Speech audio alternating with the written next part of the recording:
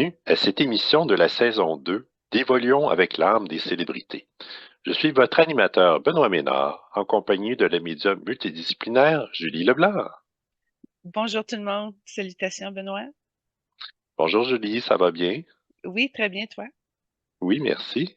Salutations à tous les auditeurs, auditrices, puis un grand merci au groupe Focus pour leur contribution à l'émission. Je renchéris avec mon immense gratitude sur les deux sujets que tu viens d'amener. Alors, soyez bénis tout le monde. Merci beaucoup pour l'expérience. Excellent. Euh, Aujourd'hui, on fait un spécial Disney.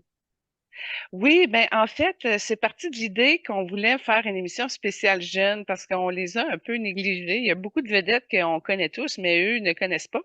Exemple, Elvis, Barbara Streisand, Dolly Parton, tu sais, ça vient pas nécessairement les chercher. Fait que ça fait longtemps que je voulais faire un spécial pour un cadeau, faire une émission jeune, puis on est allé chercher deux vedettes jeunes, justement, qui ont la facilité de passer dans des films et des séries euh, américaine de Walt Disney. Alors, on est allé chercher Cameron Boyce, qui est décédé en passant, qui a joué dans Jessie et qui a joué, entre autres, dans la suite des films Descendants. Et puis, Dove Cameron, alors on a deux Cameron, si on peut dire, qui a joué dans plusieurs choses, là, mais entre autres, Liv et Maddie, une série de Walt Disney, et qui ne joue plus, évidemment. Et Descendant, c'est le personnage principal. Alors, en tout cas, sont bien aimés des jeunes, et j'avoue, moi aussi, quand j'écoute ces films-là avec mes jeunes, effectivement, on passe du bon temps. Walt Disney, ils ont la tendance de nous amener dans une bonne zone de divertissement. Et puis, ben Benoît, je te fais une passe. Vas-y pour la suite. Ben, moi, j'avais l'idée d'inclure aussi Walt Disney, pour connaître un peu plus les origines tout ce beau monde merveilleux-là. Oui, ben ça, en tout cas, c'était très excellent comme idée. Alors, voilà comment est conçue l'émission d'aujourd'hui.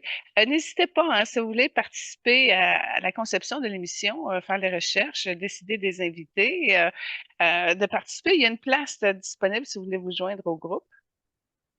Tout à fait. Puis, je voulais revenir à l'émission de la semaine dernière sur les Jeux olympiques de Paris. D'abord, félicitations pour la belle émission.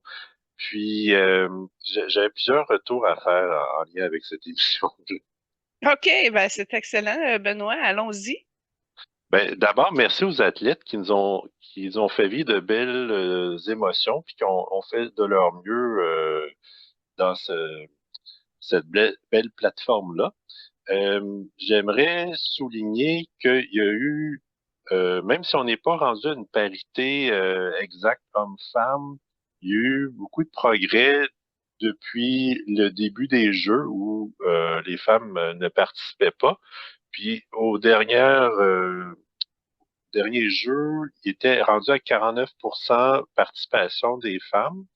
Puis au niveau du Comité international olympique, qui a été conçu il y a à peu près une quarantaine d'années, c'est rendu 40% participation des femmes. Intéressant, super sujet, merci. Sinon, j'ai relevé ta question par rapport aux athlètes russes. Ah, merci, Puis, parce que je n'ai pas été vérifiée. non, c'est ça. Puis, dans le fond, évidemment, la guerre perdure depuis quelques années. Donc, les, on pourrait dire des athlètes de, russes, ils ont toujours une certaine crainte de se prononcer sur la guerre. À ce que leurs proches potentiellement pourraient subir des contre-coups. Les jeux n'ont pas été diffusés en Russie. Puis il y a certaines autorités russes qui accusaient les athlètes russes aux Jeux olympiques d'être des traîtres de leur pays. Puis même dans les Jeux olympiques comme tels, la participation des Russes et même Biélorusses ne faisait pas l'unanimité. Donc, tout ça mis ensemble, euh, co- comment est-ce que ces situations leur permettent d'évoluer? Ah ça, effectivement, c'est un trouble karmique, OK? On n'ira pas plus loin que ça. Il y a de la méchanceté dans cette énergie-là, il y a du contrôle. On voit que c'est tout ça découle du tyran, entre guillemets, de Poutine. Puis quand on s'en va dans cette table de karma-là, ben ça manque de rose, ça manque d'oranger, ça manque de blanc.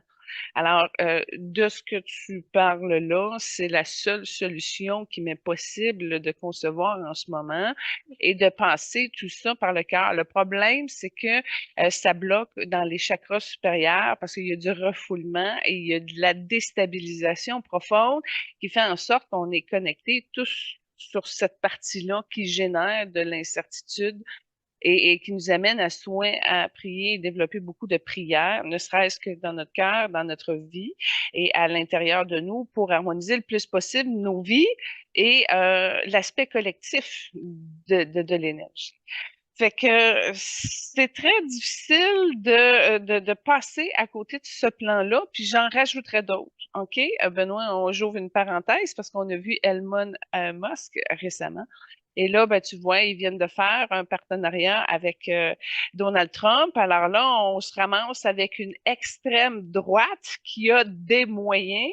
Là, rajoute tout ce qui se passe en Irak, en Israël, en Haïti. Puis là, déborde ça un peu partout. Là. C'est très conflictuel parce que c'est presque la moitié de la planète qui est en état d'alerte. Fait que à un moment donné, tu sais, les Olympiques rendus là, autant que c'est le summum de l'expérimentation commune et mondiale, autant que c'est tellement rien comparativement au destin que certaines personnes peuvent avoir entre les mains et qui peuvent amener justement à des très grandes tragédies pour ce monde. Fait que c'est pas facile de garder le plan de l'équilibre, puis encore là, il n'y a rien de décidé, c'est-à-dire que ça peut terminer demain matin, mais l'âme aura une continuation de son expérimentation ailleurs.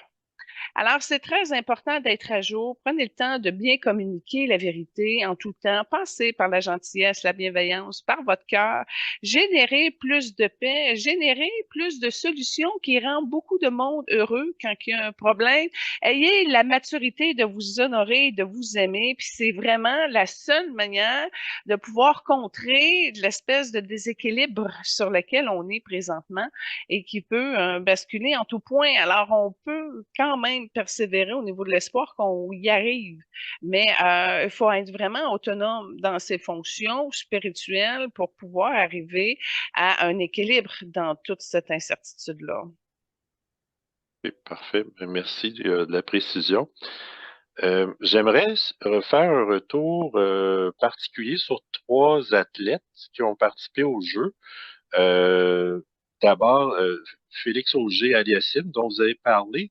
Moi, je suis un grand fan de tennis depuis 40 ans, puis je l'ai vu jouer quand il était jeune. Puis je l'avais aussi croisé à un moment donné dans un gymnase. Puis je voulais prendre le temps de le féliciter pour ses bons résultats, puis lui souhaiter bonne chance pour la suite. Oh, c'est donc ben cute. Merci d'être témoin de tout ça. Écoute, là, en ce moment même, il est dans une énergie orangée. Il a été pompé avec un petit peu plus de rouge, puis il est très motivé pour pouvoir continuer. Puis en même temps, il a un intérêt pour de l'argent, fait que ça peut y amener d'autres multiplication et bénéfices. Mais je suis revenue un peu sur son cas après l'émission parce que je trouvais ça dommage que l'énergie de son père prenne beaucoup de place au niveau de sa tête, de sa concentration, qu'il y ait ça qui le dérange, que ça soit pas réglé. Fait que j'ai passé en arrière, puis j'ai vraiment souhaité à ce qu'il puisse, par, entre autres, la réception de mes prières, accepter lâcher prise, puis reconnaître tout ça avec sa divinité pour le soulager, puis l'alléger, puis qu'il puisse continuer à progresser selon son bénéfice de lumière. OK, parfait. Ben, merci. Une autre athlète sur laquelle je voulais faire un retour, c'est Simone Biles. Ah, ben je te remercie, moi aussi, je vais faire un retour dessus. Allez-y.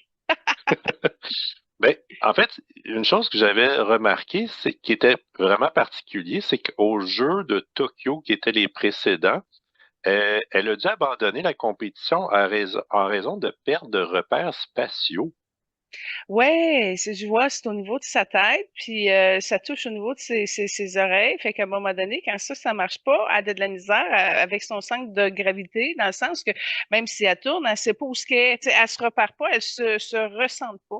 Fait qu'elle a dû corriger ça d'une manière ou d'une autre, mais c'est pas 100% bien corrigé, c'est-à-dire qu'elle pourrait avoir un coup sur la tête, puis ça se dérègle complètement. Le morceau, il est presque guéri, mais pas totalement. Le volet que je voulais ajouter, c'est que je parlais de la télévision avec elle, ben, la concernant, fait que oui, éventuellement, à long terme, elle va pouvoir commenter certaines compétitions de gymnastique, mais ça va plus loin.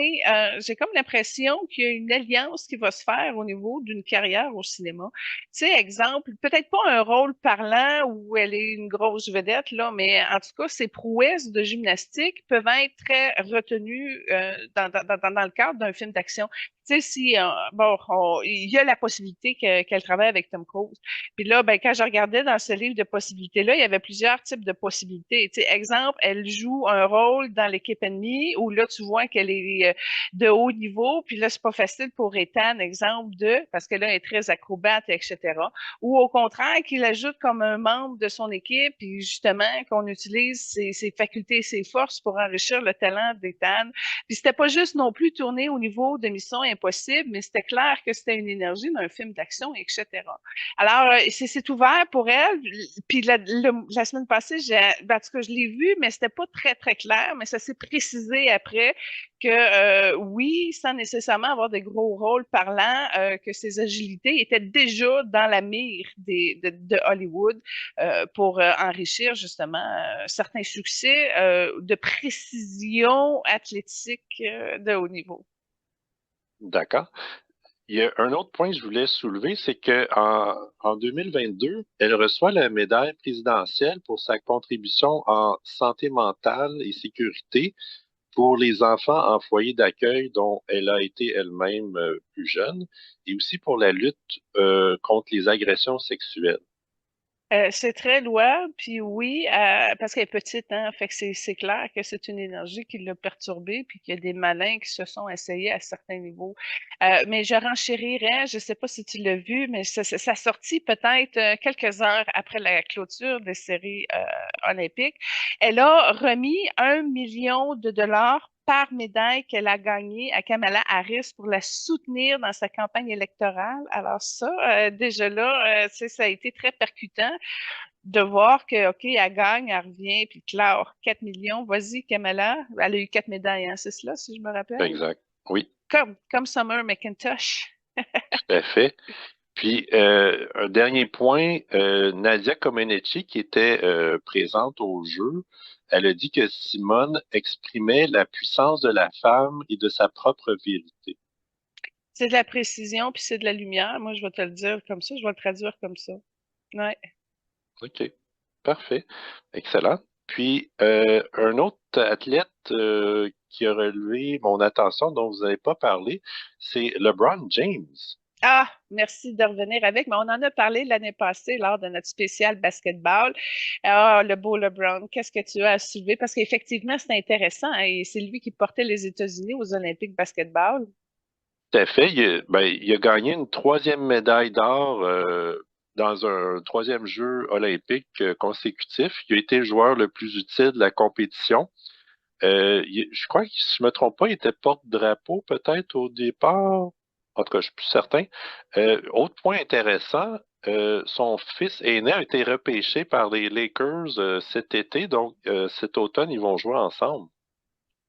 Ah, écoute, ça, c'est l'expression de la perfection à sa plus haute expression. Tu vois, tu prends le garçon le plus pauvre, le plus droit, puis tu l'amènes à diriger un empire de 75 milliards de dollars qui repose sur les épaules de 7 étoiles. Ah, ben c'est intéressant de voir que un de ses fils puisse profiter du courant de son père, puis étant entraîné par le meilleur des meilleurs, effectivement, ça fait en sorte que le petit poulain a du talent. Et les Lakers ont bien fait d'en profiter, mais ce que je vois en énergie, c'est que Kobe Bryant a œuvré pour que ça arrive. Il a mis de la pression sur le dossier pour que ça s'ouvre et que ça se manifeste. Alors, il y a eu de l'aide en arrière. Ça, je ne sais pas s'il est au courant de, mais ça a stimulé, mais ça a aidé énormément. Écoute, c'était prévisible, hein? On s'en est parlé l'année passée, Benoît, c'est qu'il est rentré aux Olympiques, puis que ça gagnait, là. Ça, c'était clair. Il a Mhm. choisi même son équipe et tout.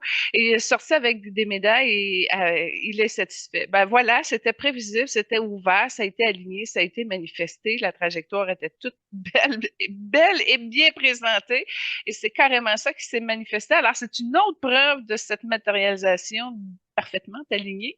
Ça, c'est génial dans le cas de LeBron, comment il arrive à rester concentré sur son chemin ouvert. Moi, je trouve ça tellement beau et inspirant. Tout à fait. Euh, je me suis questionné à savoir, ben, d'abord, on sait que les prochains Jeux d'été vont être à Los Angeles. D'ailleurs, LeBron joue. Je me suis questionné sur le nom comme tel. Los Angeles, c'est les Anges.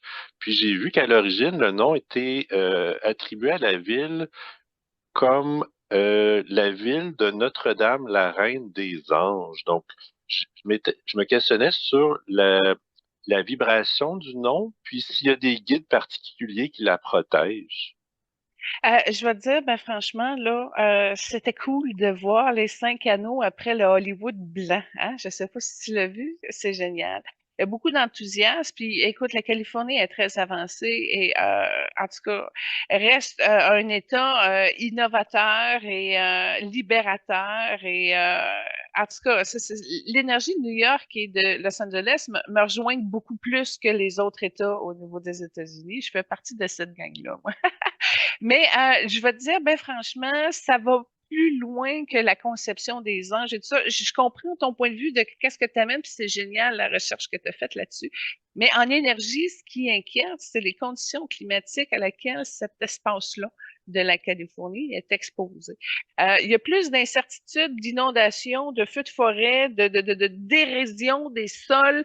Tu sais, ici, c'est plus au niveau naturel que l'incertitude est basée au niveau de ces Jeux olympiques-là. Puis non seulement ça, mais ils n'auront pas le choix de considérer ces événements-là pour s'assurer de contrôler le maximum de risques à laquelle que cet espace-là est perturbé vibratoirement parce que tu vois que l'énergie vibre d'incertitude et de possibilités difficiles à arriver à un équilibre naturel dans cette région-là.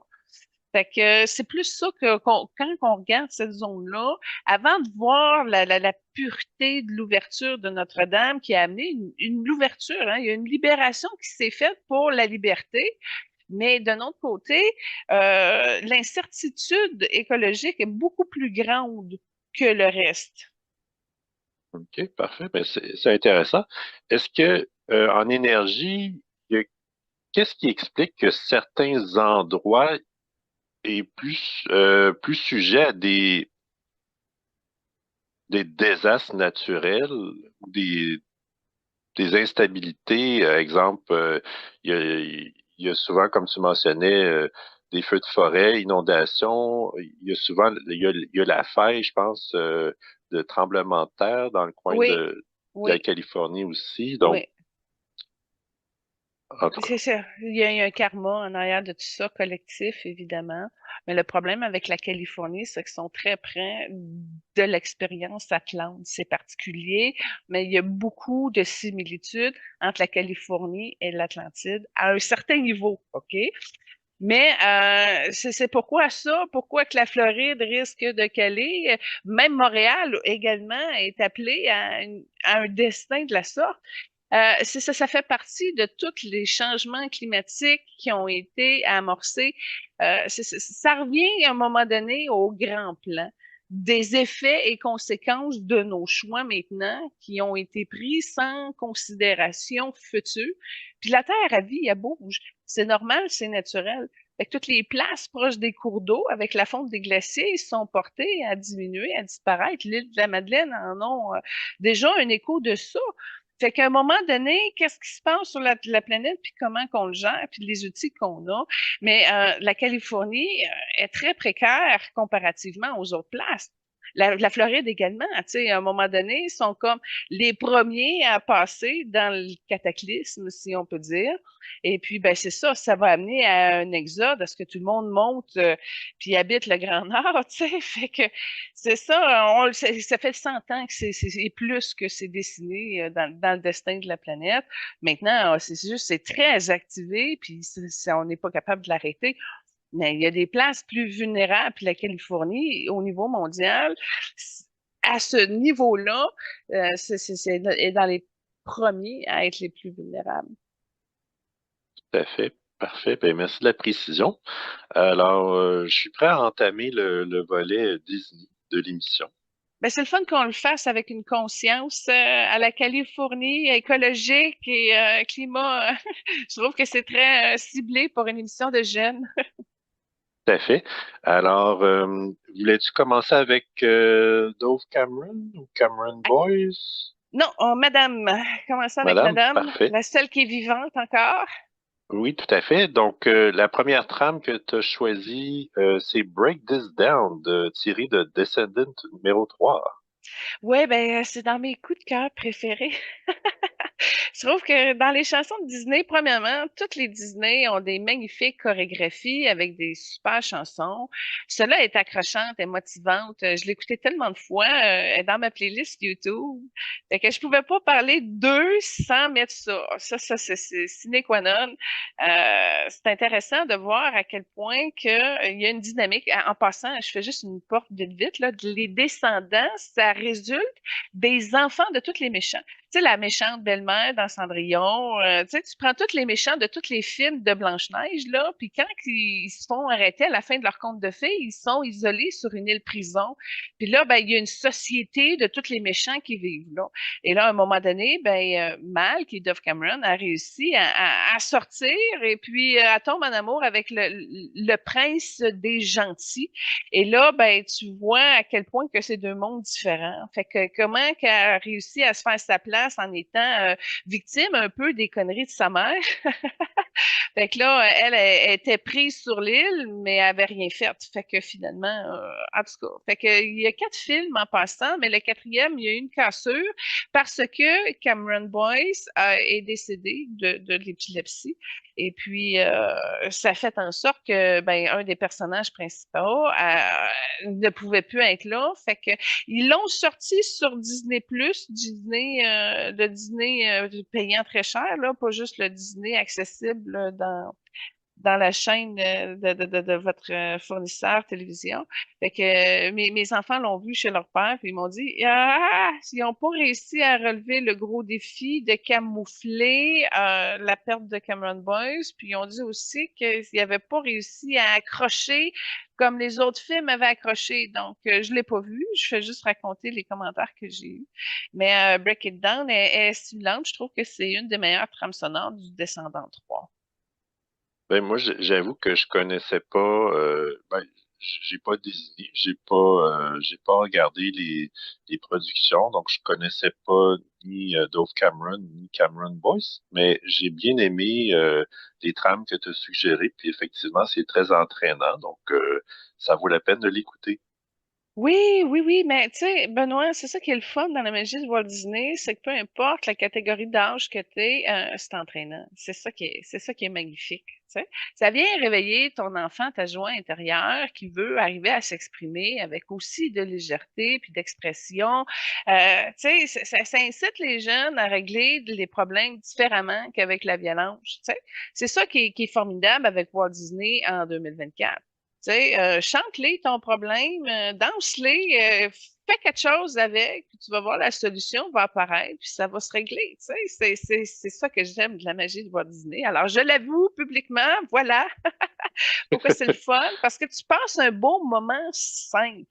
Tu sais, c'est plein de joie, puis à partir de là, mais il y en a beaucoup de bons, hein. C'est ça qui se passe, Benoît. C'est quoi le dernier film de Walt Disney? Tu dois être de la vieille école, là, tu sais, ça doit être des Blanches-Neiges, puis dans ce coin-là. Ouais, je pourrais pas dire, mais en tout cas, je sais que quand j'étais jeune, j'écoutais le Monde merveilleux de Disney tous les dimanches soirs. Donc, pendant plusieurs années, j'écoutais ça. Mais en termes de films au cinéma, je pourrais pas dire le dernier que j'ai vu, là, ça fait longtemps. Ah, ça part de loin parce que je vois que même la vague des Aladdin, des Belles et la Bête, là, tu sais, dans les années 90, là, je vois que tu as tout manqué ça aussi. Tu sais. Mhm. Fait que là, si tu manques le dîner des années 90, ben là, c'est rendu en 2024, ça s'est peaufiné, ça s'est raffiné beaucoup. Puis en même temps, ils ont de la misère à sortir des bons classiques. Fait qu'ils retournent dans ce qu'ils connaissent. Exemple, Le Roi Lion, ben là, ils ont fait le film Le Roi Lion. Aladdin, ben là, ils ont fait le film. Aladdin, le 2 s'en vient. Puis là, je suis contente qu'ils ont repris Will Smith pour le génie. Ça aurait été un fiasco qu'ils reprennent pas Will Smith pour le génie. Une chance qu'ils ont pris Will Smith pour le génie d'Aladin 2. Fait que c'est ça. T'as pas le choix. Moi, je te dirais, à un moment donné, si tu te cherches un investissement, pas une Disney Plus, là, puis tombe dans les films parce que sont tous bons. C'est ça qui arrive avec Walt Disney.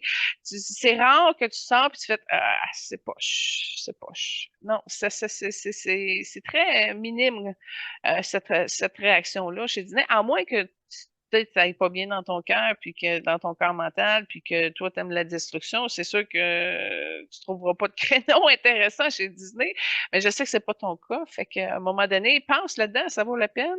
Ça va te stimuler la joie, l'enfant intérieur, ça va ouvrir des portes à quelque part. C'est parce que ça travaille hors les dimensions, cette énergie-là, puis elle réussit à raffiner quelque chose dans notre cœur. Simplement la magie de la joie procurée et stimulée par la fantaisie de Walt Disney. Ben, c'est sûr que tu as l'aspect financier et business, là, tu sais, c'est compartimenté, l'impact Disney, là, mais en ce qui nous concerne, dans l'émerveillement, quand on consomme un produit d'eux autres, ben, c'est bien, c'est sympathique, c'est le genre de belles soirées que tu peux passer. Parfait. Mais j'avoue, j'avais emprunté quelques films. Je sais pas si c'est dans la catégorie Walt Disney, mais un des derniers que j'ai vu, c'était la saga La Reine des Neiges. Là, ça, c'est une autre affaire. Il y a tellement de compétition au niveau de Disney. Hein? Tu dis à tout fois qu'il y a un bonhomme de bon, c'est pas garanti que ça provienne de chez Disney. Bon, ben déjà, la Reine des Neiges, tu vois, tu as fait une porte. Mhm. Puis encore là, je pense qu'il y a plusieurs Reines des Neiges. Il y en a fait deux ou trois. Je sais pas si tu as suivi la saga au C'est complet. ça. Mais là, tu écouté la Reine des Neiges tout seul. Sans, Ouais, sans enfant à côté de toi, là. je pense que c'était pendant la pandémie, là, je cherchais des OK, choses. t'avais pas le choix. T'avais plus rien à faire, t'avais plus rien à écouter. Bon, ben tant mieux. Ben, quand même, tu vois, c'est un autre pas qui confirme que tu es prête à rentrer dans le monde de Walt Disney. Tu es attiré naturellement vers quelque chose de fantaisiste. Alors, parfait, tu étais un client cible. Tout à fait. Puis en termes pour Dove Cameron, elle était bien entourée, dans le fond, pour se lancer dans cette aventure-là, parce que son père était directeur d'entreprise, sa mère coach d'acteur, puis sa sœur aînée prof de chant. Fait que ça, je te remercie de commencer avec ça parce que justement, elle a commencé très jeune, Dove Cameron, puis tu te dis, mon Dieu, comment ils font pour avoir des relations, puis pour percer, puis d'arriver dans les top niveaux de Walt Disney, là, quand tu es rendu à être engagé dans une série Disney, c'est parce que tu es bon, là. Mm. Tu sais, là, tu regardes ça, tu te dis, mon Dieu, tu sais, cette personne-là, c'est à 14 ans, 30 fois plus riche que moi, et là, elle y va tout naturellement, et ça pogne parce qu'elle a un magnétisme. En passant, Dove Cameron, elle est jaune et orangée. Là, je veux faire une autre parenthèse parce que les gens disaient, oui, mais avant, tu as une couleur, puis c'est ta famille d'âme. Là, Julie, dans ton émission, chaque personne a plusieurs couleurs. Bon, ben, j'ouvre avec l'explication qu'on a évolué beaucoup et que c'est un choix de l'humanité d'avoir plusieurs aides de plusieurs familles d'âmes pour passer nos leçons plus vite parce qu'on est plus élevé, plus éclairé. Alors, on peut se permettre d'aller plus vite dans notre évolution, dans l'élaboration de notre plan de vie qui se manifeste dans la matière. Alors, oui, c'est pour ça que c'est rare que. Ben, en fait, Bobby Jones, c'est un des seuls que je dis, regarde, lui, il est tout blanc. Il est tout blanc, mais je le regarde encore, puis je monte en haut, il y a des petits reflets dorés, etc.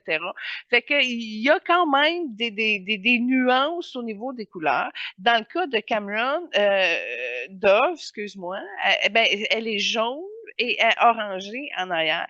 Son jaune, il est plus beau, son orangé, il y a un petit peu plus de difficulté, mais c'est les deux couleurs qu'elle porte.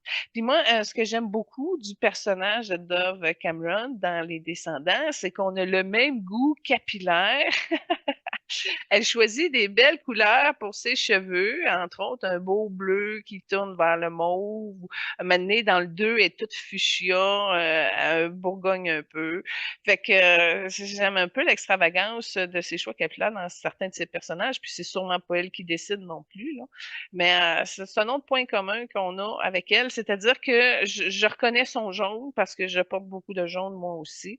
Et puis, elle est bonne, elle est sympathique. Sauf que au niveau du caractère, ces enfants-là, stars, arrivent à avoir des modulations, comme des protections dans le chakra du cœur. Puis c'est très difficile pour eux de prendre des repères. Puis dans le cas de Dove, ben, elle porte une attention particulière à son père. Mais son père, il est vert, puis il y a un gros fil de métal entre elle et lui. Fait qu'on voit que c'est pas facile avec son père, puis elle attend beaucoup d'approbation et quelque chose en lien avec son père, mais ça passe pas parce que c'est rigide en arrière. Qu'est-ce que tu as sur leur relation, à part qui travaille dans le domaine?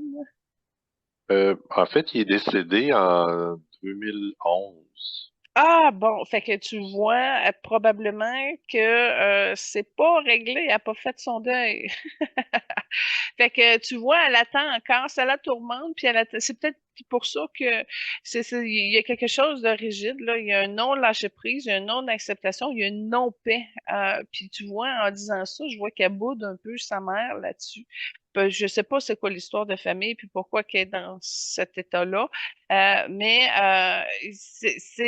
elle est quand même centrée sur elle-même, mais en même temps, c'est déconnecté de la réalité. Alors, c'est le syndrome, tout simplement, de l'enfant star qui a accès à beaucoup de gentillesse puis d'abondance, mais en même temps qui est prise, si on veut dire, dans son chakra du cœur et que ça l'amène à avoir des retards de maturité ou de déploiement de sagesse ou en tout cas d'arriver à observer davantage la vie par les voies de la compassion et du cœur. Et c'est un petit peu ce qui manque dans sa recette magique. Alors moi, je contribue avec une poudre magique spontanée que j'ai trouvée proche d'elle. C'est blanc, c'est à saupoudrer et c'est présenté par Mickey Mouse. Fait que je vois, je dis, OK, pas de problème. Elle est réceptive à ce que ce soit l'image de ce guide-là qui lui transmet, ben, il n'y a pas de problème.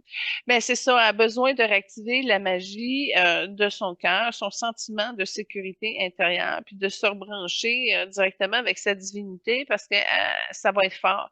Quand elle va avoir réussi à revenir à ça, elle va avoir corrigé quelque chose qui l'a kinké un petit peu à l'âge de 16 ans au niveau de son cœur, de ses efforts, et ce qui a bloqué son troisième œil aussi. Fait que, elle a le potentiel d'arriver à une autre maîtrise, à une autre sagesse. Mais tu vois qu'elle a une énergie blasée entre 30 et 40 ans. Elle n'est pas trop. C'est comme twisté un peu à l'intérieur d'elle. Fait que je sais pas quand elle va réussir à se reconnecter avec ses fonctions divines de qui elle est. Simplement, mais encore là, on voit que l'énergie de l'argent vient éparpiller son énergie de paix dans son jaune. Fait que ça aussi, je peux comprendre quand tu as beaucoup d'argent à un moment donné, il y a quelque chose qui s'égare. Elle est à combien sa fortune et quel âge a-t-elle aujourd'hui, Benoît? J'ai remarqué, sa fortune était évaluée à environ 8 millions, mais elle a aussi plusieurs maisons, une collection de voitures, son avion privé, donc faites les calculs vous-même. Ça va bien pour ses 28 ans. Tout à fait. Mais je voulais apporter une précision. Son nom, Dove Cameron, le nom Dove ou Dove, qui est colombe, vient du surnom que son père lui donnait. Puis, à la mort de son père, lorsqu'elle avait 15 ans, elle a changé légalement de nom. À l'origine, c'était Chloé Céleste. Bon. rendu là, hein? Ben, en tout cas, il y a un point commercial. Je ne sais pas si les gens de chez Dove, tu sais, la compagnie de savon, ont fait un lien là-dessus. Mais moi, je l'exploiterais. Au niveau marketing, c'est très payant d'aller chercher Dove Cameron pour faire les annonces de savon. En tout cas, ouais. Mais Céleste, ça lui convient un peu parce que c'est une enfant des étoiles, puis elle est venue connaître le paradis sur Terre. C'est carrément ça que son âme a vu avec son jaune. Puis Colombe, ça m'étonne pas non plus parce qu'elle la porte très proche d'elle. Elle a une guide Colombe qui l'accompagne. Je sais pas depuis combien de temps, mais elle l'a porté, elle l'a dompté la colombe, parce que là, tu vois, elle s'est posée dans ses mains, puis elle l'a pris. Fait que c'est une enfant des étoiles, ça c'est clair, qui est venue faire avancer le monde, mais elle a quand même, dans son évolution, certaines leçons qu'elle doit aller chercher. Elle a apporté aussi le sacrifice et le renoncement de soi, puis c'est normal quand tu es un jeune enfant talentueux, déjà dans des carrières, à très bas âge. Mais c'est ça. Mais il y a quelque chose de blasé qu'elle doit ouvrir davantage et ça va venir avec l'autonomie, mais c'est pas de l'autonomie matérielle, c'est vraiment l'être, la divinité qui prend de l'expansion puis qu'elle s'ouvre. Mais elle a une méfiance qui est là. Probablement, elle regarde, exemple, la scientologie ou tu sais, les mouvements spirituels plus au niveau de sa carrière. Puis c'est pas par là que ça passe, elle le sait, puis c'est peut-être pour ça aussi qu'elle se protège à un certain niveau, elle a une méfiance. Mais c'est dommage parce qu'elle reste cachée. Alors, sa plus grande difficulté, ou je te dirais son plus gros défi, ça serait vraiment de réallumer ce contact-là d'espace avec qui elle est. Et c'est là-dessus qu'elle va pouvoir suppresser ses leçons karmiques puis avancer davantage, mais elle doit ouvrir son cœur et le mettre de l'avant, mais il y a du dégoût dedans. Et bon, en tout cas, ça touche ses intestins, ça touche sa filiale maternelle. Mais tu sais, rendu là, elle a beaucoup de rêves qui n'ont pas ouvert non plus. Puis tu vois, mais en ce moment même, elle est portée sur la dualité de renoncer à une partie de elle pour la mère, être mère. Fait que encore là, avoir des enfants, c'est difficile pour elle de se prononcer maintenant parce que c'est quelque chose d'étrange qu'elle veut pas nécessairement. C'est probablement la maturité ou la sagesse, mais en tout cas, son instinct maternel, c'est pas ça qui est de prime.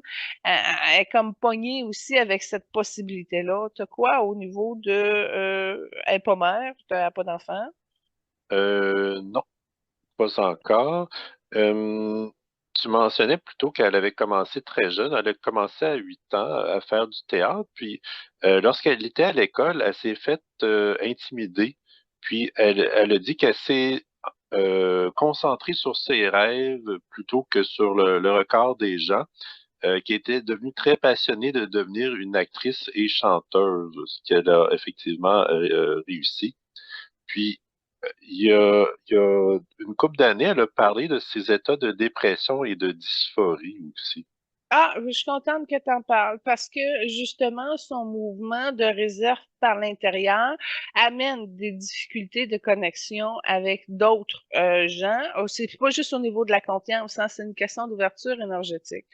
Fait que ça pèse. C'est très difficile d'y aller vers l'isolement ou la fermeture à qui tu es. Ça amène des conséquences, ça c'est clair. Puis en même temps, sa dépression, il y a une tache plus noire. Elle pourrait glisser plus facilement vers l'alcool et la drogue. Il y a des fuites, il y a des histoires dans ses mémoires à elle, mais au niveau de l'espace familial, maternel aussi. Fait qu'elle n'est pas protégée par rapport à ce type d'expérience-là. Mais quoique ça peut être un danger potentiel, euh, elle n'est pas tombée pleinement dedans. Fait que c'est un gros risque qu'elle peut expérimenter. Le but, c'est qu'elle reste pas poignée dans le filet. Ça va être plus là-dessus que ma compassion va aller par rapport à ces observations-là. Parfait, mais merci. Elle a eu, je crois, trois relations significatives avec Ryan McCartan, dont elle a fait un duo musical euh, avec lui. Aussi, relation avec Thomas Doherty, et Damiano David. Bah, ça doit être des jeunes connus que je connais pas, là. Puis, elle, elle a fait son début officiel comme chanteuse il y a à peu près 5 ans. Ouais, ben, il y a pas mal de trames sonores qui proviennent de duos qu'elle a fait.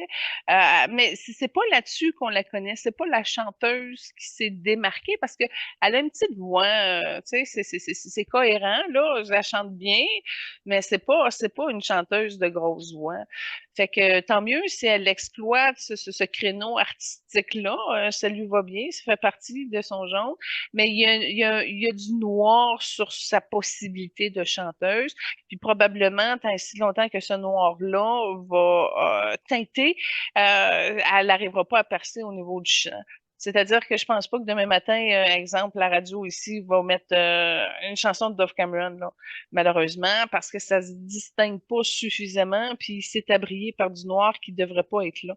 Ou au contraire, qui est là pour bien la protéger, puis qu'elle puisse se concentrer à aimer. C'est là son défi est, puis elle y arrive mieux dans ses fonctions d'actrice. Parfait. Comme deuxième trame, tu as choisi Better in Stereo tiré de Liv and Maddie. Oui, ben ça, c'est une autre affaire. C'est une série qu'elle a faite avec une sœur jumelle. C'était deux petites jumelles, mais c'était pas deux vraies jumelles parce que Dove n'a pas une jumelle. Fait que ça, c'est une avancée, c'est une avancée technologique parce que ils ont réussi à faire en sorte que les jumelles soient ensemble à l'écran et que les deux aient une histoire. Fait qu'elle a dû travailler très, très fort pour faire les deux personnages de concert, puis d'amener ça, tu sais, à tourner tout seul, de faire semblant que ta sœur jumelle est à côté. Fait que j'ai trouvé ça bien parce que mes filles écoutaient ça, hein. Elles aimaient du basket, elle avait des amis, elle chantait un peu, tu sais, c'était cool et sympathique. C'était une belle série de Disney. Alors j'ai mis la chanson du générique que c'est elle qui chante. Parfait. C'est probablement dans cette série-là qu'elle s'est faite connaître, puis Oui, par la suite, notamment dans Descendants, dont tu parlais plus tôt. oui, elle était jeune quand elle a fait ça, là. C'était comme une Anna Montana numéro 2 là, si on peut dire. Ben, l'histoire, le contexte, c'est pas pareil, mais D'accord. Elle mentionnait que plus jeune, elle écoutait beaucoup de Britney Spears, Christina Aguilera, puis que est inspirée par Madonna. intéressant. Il y a trois qui portent du jaune. C'est dans le jaune que ça se passe. J'ai remarqué aussi qu'elle a déjà joué dans un film Vengeance avec Ashton Kutcher. Ah, quand même, hein? Mhm. C'est intéressant. Il me semble que je l'ai vu, mais peut-être pas non plus. Fait que merci de l'information. Je vais porter attention. Mais garde, Ashton, il y a du jaune aussi. Fait que ça va bien. Dans le réseau des jaunes, là, elle a sa place. Écoute, elle a fait une émission dans la série Le Mentaliste, saison 5, émission 2. Benoît, tu regarderas. À un moment donné, Patrick Jane, lors d'une enquête, il goûte un thé, peut-être de la belladonna, puis il commence à avoir des hallucinations. Puis là, il hallucine sa fille à l'âge qu'elle aurait. Et puis là, ben, c'est Dove Cameron qui fait sa fille, genre, à l'âge de 20 ans. Fait que, en tout cas, elle a des belles opportunités qui laissent une marque quand elle apparaît, là. Mais c'est ça, c'est pas facile. Elle porte quand même l'image de certains stéréotypes, tu sais, la blonde, hautaine, stéréotypée, friquée, tu sais. Fait que c'est pas facile de se dégager de cette image-là. Puis je regardais dans les photos, là, libre de droit, tu sais, les cheveux noirs, on la reconnaît pas du tout, du tout, du tout. Fait que est comme condamnée à porter le blond pour qu'on la reconnaisse plus facilement. Mais en tout cas, mais c'est tous des défis de son image qu'elle a à transformer. Puis là, ben, tu vois, là, elle gagne jusqu'à 28 ans, OK, mais tu sais, il arrive quoi après Walt Disney? Ça, c'est une grosse question qui doit inquiéter son futur. OK, d'accord. Elle parle français, puis elle a aussi des origines russes, slovaques et hongroises. Ah, quand même, hein? Ah, capable de français, je savais pas, c'est le fun. Fait qu'elle a le don Mhm. des langues, ça, c'est particulier aussi aux jaunes. Tout à fait. Puis, pour faire le lien avec Cameron Boyce, dans le fond, évidemment, ils ont participé dans des projets communs. Est-ce qu'il y a un lien entre les deux, un lien d'âme? S'il y a un lien d'âme, c'est pas au niveau sexuel, il y a une énergie fraternelle, mais dans la mémoire, la dernière mémoire qu'ils ont été ensemble, Dove était le grand frère de Cameron Boyce. Fait que ça, c'est leur dernière incarnation qui touche à peu près 1811-1836. C'est une petite incarnation, mais c'est pas l'incarnation qui dure cette date-là. C'est qu'il y a eu un bouleversement en 1836. Ils ont perdu le père d'un suicide.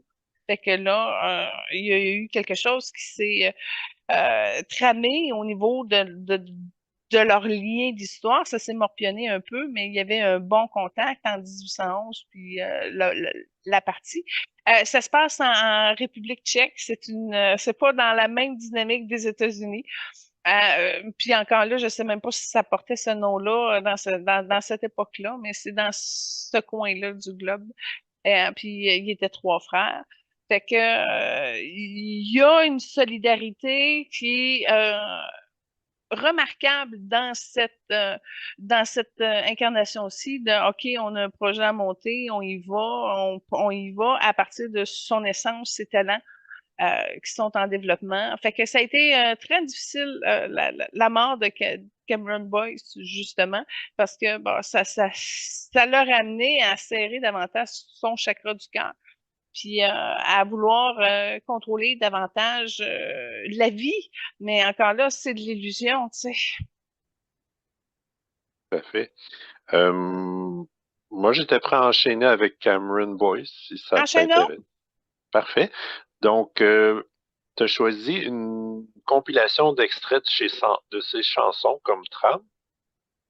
Ben, écoute, ça, c'est le type charmant junior, tu sais, la personne qui veut plaire, puis qui est plein de bisous, puis ça fait partie aussi de l'énergie qui a été amenée par Cameron.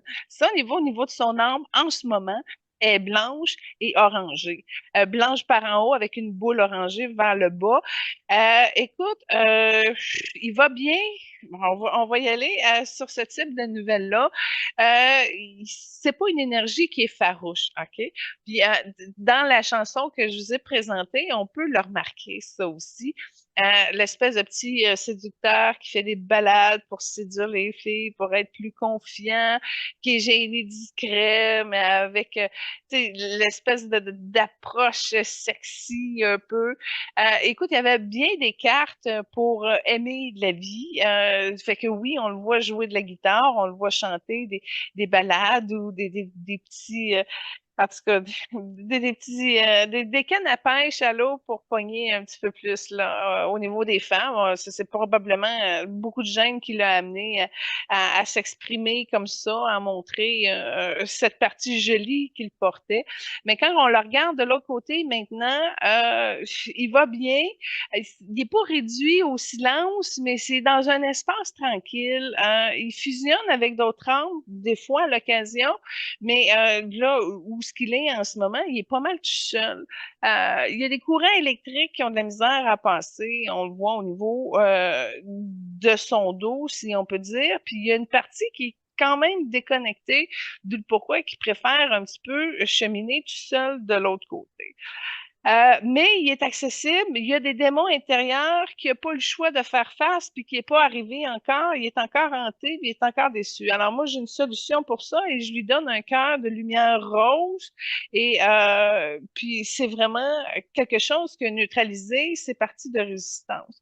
Ce que je peux dire aussi, c'est que il y a quelque chose, son problème d'épilepsie vient de la lignée maternelle. C'est un conflit qui est non réglé puis qui est venu tilter plusieurs fois au niveau de ses nerfs, de son système nerveux précisément. Mais tu vois, encore là, sa mort a laissé des imprécisions. Il y a encore des zones qui ont été contrôlées probablement par Disney, probablement par la famille ou son agent ou son équipe, etc. Mais le problème de Cameron Boyce, c'est que quand il est décédé, la majorité des gens ont opté, regarde, c'est un jeune, il a fait une overdose.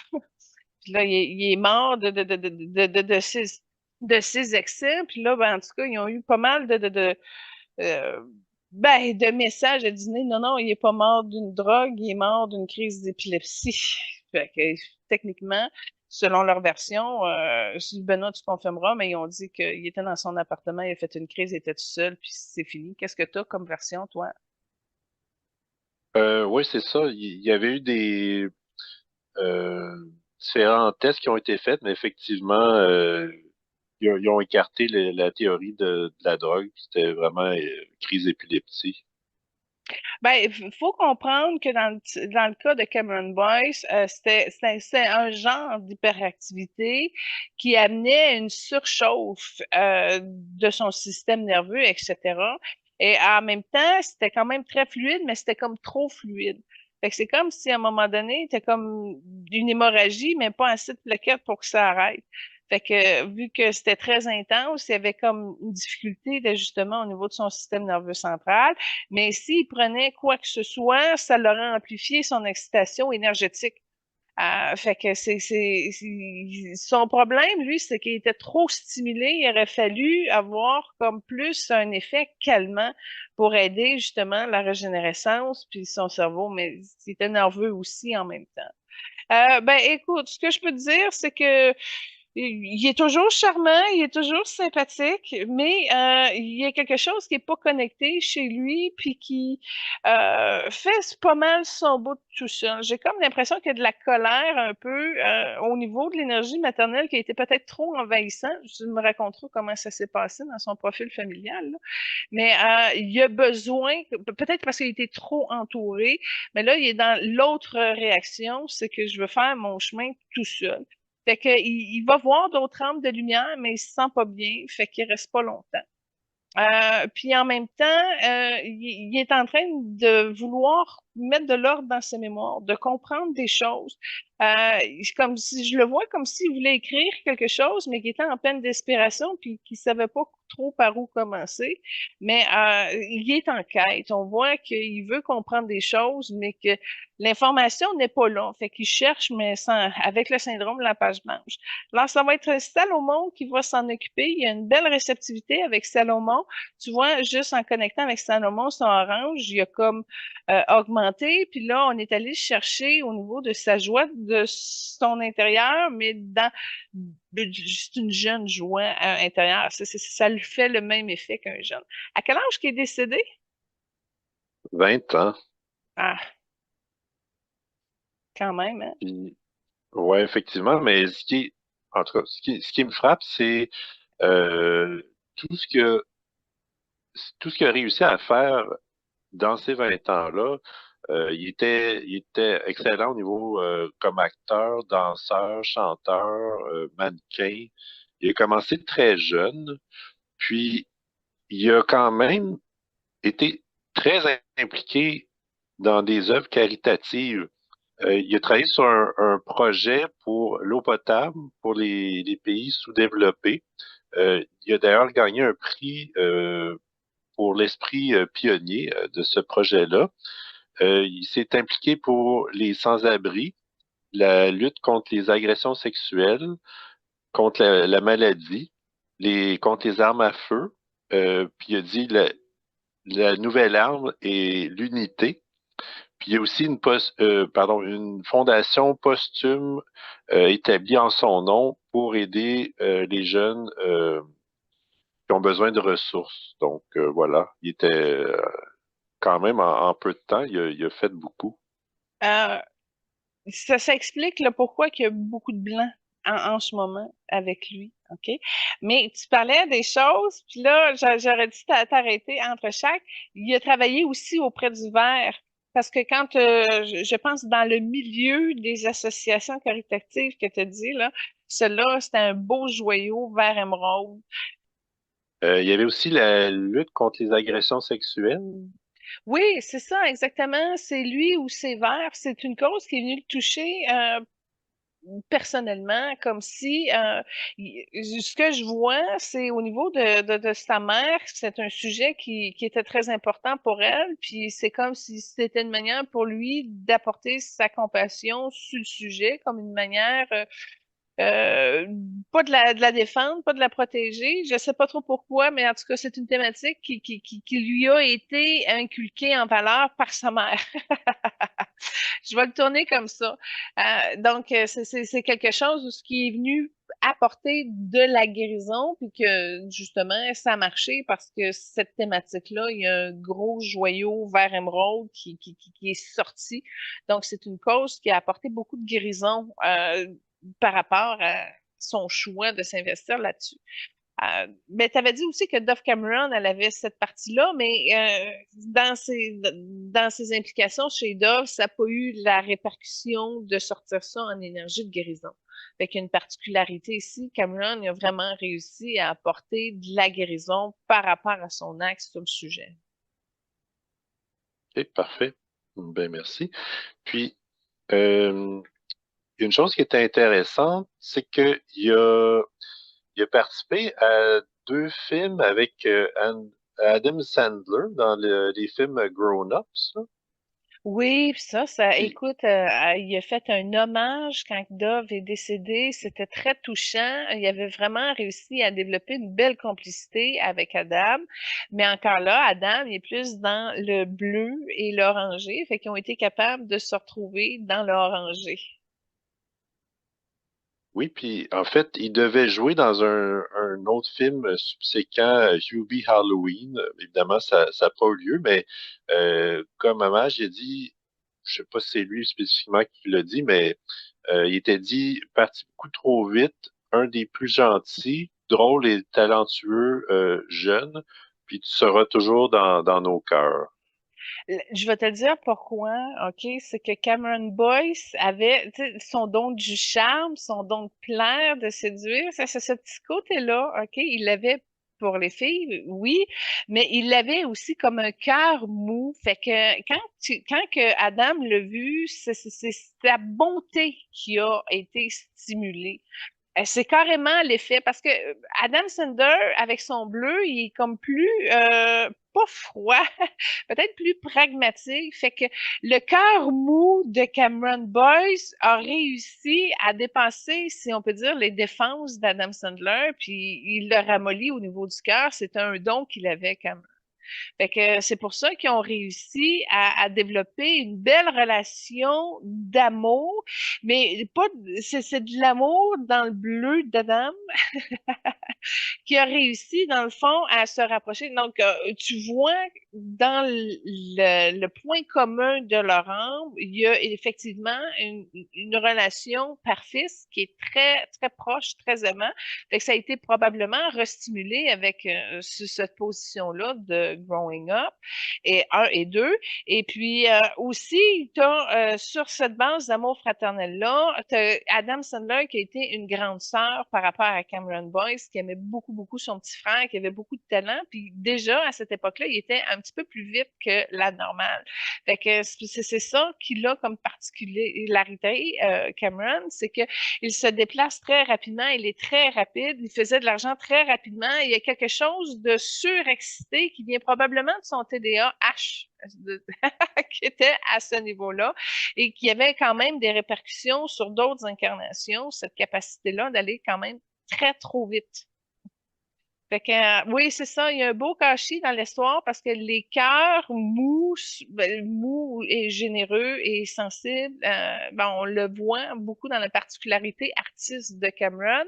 Et pour un jeune, c'est très rare et miraculeux parce que ils sont plus avec une tendance de rentrer dans un ego, dans un, tu sais, comme les sportifs, si on peut dire, là, où ce que là, c'est l'ego qui absorbe, puis c'est le caractère qui se durcit, puis mais Cameron, il y avait une grande générosité de son cœur mou. Je l'appelle cœur mou, mais au contraire, ça le ramenait à une justesse de ses émotions, donc une précision aussi de son jeu. Mais Cameron, il y a quand même quelque chose qui le distingue, c'est qu'il n'a jamais joué de drame ou il n'a pas été le premier d'un film où ce que là, tout repose dessus. Il a toujours eu des seconds rôles qui lui allaient bien, où ce que c'était léger, où ce qu'on pouvait mettre ses dons en avant, ou et puis qui arrivait quand même à jouer quelque chose de mou, de relax, de sympathique, puis qui amène un charme à l'histoire. Alors, c'est vraiment la particularité de Cameron. OK, parfait.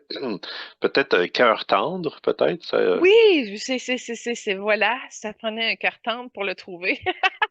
J'approuve. C'est bon, je vais le convertir, je vais le corriger. Un beau Parfait. cartendre. Mhm. D'accord. Comme deuxième trame, tu as choisi You and Me, tiré de Descendant 2, qui est du chant avec la danse. Ouais, ben là, la scène finale de Descendant 2, encore là, c'est pas lui qui a le rôle principal, mais tu le vois quand même. Là, tu le vois, il s'est bleaché les cheveux, c'est particulier de voir un cheveu noir bien foncé avec les cheveux bleachés. La caractéristique de Cameron Boyce aussi, c'est qu'il y avait beaucoup de taches de rousseur. Fait que ceux qui ont des taches de rousseur à Hollywood, ils percent pas vraiment bien non plus. Fait que ça, il y a eu de la chance, là. Fait que tu me dis qu'il a été comme mannequin. Encore là, c'est un mannequin hors standard. OK, parfait. Il mesurait 5 pieds 7, Ouais, pas grand, hein? pas grand. Puis, son père était afro-américain, sa mère était juive. Puis, il était vraiment un danseur accompli avec toutes sortes de types de danse maîtrisés. Il s'était aussi intéressé au basketball, à la gymnastique, à la natation, puis aux arts martiaux. Dans le fond, il aurait pu performer dans plusieurs disciplines aux Jeux olympiques. Ben, c'est l'hyperactif. Comprends-tu? L'hyperactif qu'il faut que t'occupes pour que ça reste constructif. Autant au niveau de son mental, ça y prenait plus de paix. Fait que quand tu as un enfant hyperactif, puis qui est talentueux, puis qui a besoin de bouger, ben qu'est-ce que tu fais? Tu l'organises. Puis c'est un petit peu ça que ses parents ont fait. Ils l'ont tapissé barre en barre d'activités, de contrats, de ci, de ça, qui a fait en sorte qu'il a quand même eu le temps de pleinement s'épanouir pendant les 20 années qu'il était là, parce qu'il a tout fait très, très, très rapidement. C'est ça, son hyperactivité. Fait que, tu sais, il était prêt à partir, je vais vous dire, là, ça n'a pas été une catastrophe pour lui. Il s'est senti prêt à partir, puis c'est son choix. C'est ça qui est arrivé. Fait que il était prêt, il avait pris le temps de s'accomplir parfaitement, il avait touché tout ce qu'il voulait toucher. Fait que, regarde, l'occasion s'est présentée, il était prêt, il est sorti, et puis il regrette pas, c'est ça qui se passe. Mais encore là, il est pas aligné sur, exemple, sa prochaine incarnation ou quoi que ce soit. Hier encore, il y a encore des choses qu'il ne comprend pas, il y a encore des espaces qui ne se sont pas activés. Puis moi, c'est ce que je vais faire ce matin par le naturel de mon cœur et de mon âme. C'est juste une pulsion de lumière qui est dégagée par mon soleil intérieur et qui va comme... Il l'a accueilli, c'est venu border son troisième œil, c'est venu border la droite de son chakra de la gorge. Il y a quelque chose, il y a des peurs qui sont en train de disparaître. C'est le rose qui s'occupe de ça. Et puis, il y a quelque chose qui m'est venu comme renforcer son cœur mou. Je retourne dans son cœur mou, je m'excuse. J'ai dit que j'allais le corriger, mais là, c'est sur le cœur mou que ça joue. Parce qu'il y a quelque chose qui vient de sortir de sa grand-mère maternelle, puis ça lui a permis de retrouver un genre d'idyllique au niveau plus normal de sa lumière de chakra. Fait qu'il balance rapidement dans son centre, puis ça descend dans son plexus, puis là, on voit qu'il y a de l'amertume, puis il y a des affaires qui sont tannées. Ça vient de son enfance qui est en train de sortir. C'est pas une crise d'épilepsie, mais c'est une crise mentale où, à un moment donné, il comprenait pas des choses, puis ça l'a évaporé dans le camp mental. Puis il y a à peu près 6-7 ans, là, il était vraiment tout petit. Fait que ça aussi, ils se sont comme en train de passer un filet dans le camp mental pour y enlever ces gros morceaux-là. Il y en a plusieurs. Mais tu vois, dans les morceaux qui sont en train d'enlever, on voit quand même qu'il aurait pu avoir une dépendance, que ce soit une médication pour son épilepsie ou quoi que ce soit, là. Fait que, tu sais, les gens ont pas bien visé avec le diagnostic de drogue, mais tu vois que l'addiction a fait quand même partie de ses résistances qu'il avait au niveau du corps mental. Fait que c'est en train d'épurer, puis là, il s'est vidé parce qu'il est comme désireux de vouloir s'endormir. Tu sais, quand t'es vidé, là, je sais pas vous. Et mais je le laisserai pas tout seul dans son parallèle où ce qu'il est. Alors, il y a une bonne connexion avec le roi Salomon. Fait que je demande à Salomon de venir le chercher comme un fils de la terre.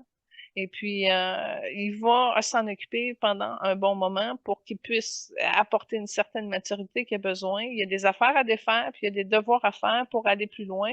Mais il va revenir avec un tranchant encore plus charmant. Il a comme dépassé une peur du ridicule qui est en train de passer en ce moment au niveau de son chakra du cœur, puis qui va l'amener à être un homme doux, sensible. Puis ça, c'est quelque chose que son âme tient particulièrement. Alors, il n'aurait pas pu avoir, même si c'était un enfant de la révolte, là, des descendants, là, il aurait pu jouer dans une grosse brute, mais c'est contraire à la nature qu'il porte. Puis pour le faire, il aurait fallu qu'il aille dans son rangée. C'est là qu'il aurait pu pouvoir jouer un rôle de même. Mais ça faisait pas partie de cette destinée. Il voulait vraiment donner un message positif aux jeunes, puis c'est là-dessus qu'il a réussi sa mission. OK, parfait. J'ai un dernier point que je voulais toucher, c'est que il y a eu un documentaire l'année après son décès qui s'appelait Showbiz Kids et c'était les effets de la célébrité sur les enfants.